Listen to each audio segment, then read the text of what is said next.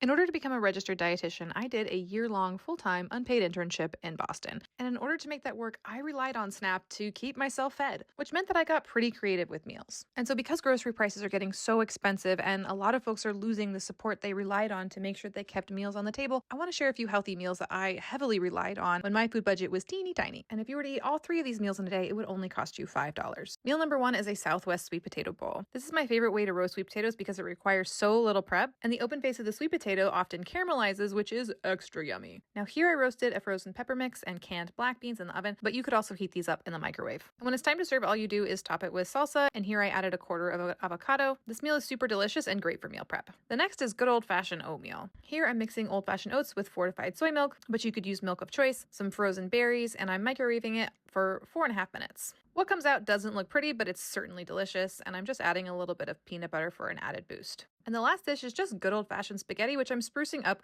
with some broccoli and canned lentils. Now you could nicely floret the broccoli, but I find that I can't taste the difference, and doing a rough chop like this is much, much faster. And broccoli is my favorite thing to add to pasta because you can just dump it into the pasta water in the last couple minutes of boiling, and you don't have to dirty any extra dishes. And then you just drain everything together, top it with your favorite marinara sauce and the canned lentils. And even though white pasta gets a bad rap for being high in carb and low in fiber, this bowl that I'm eating packs 30 grams of protein and a whopping 16.5 grams of fiber. So don't sleep on it.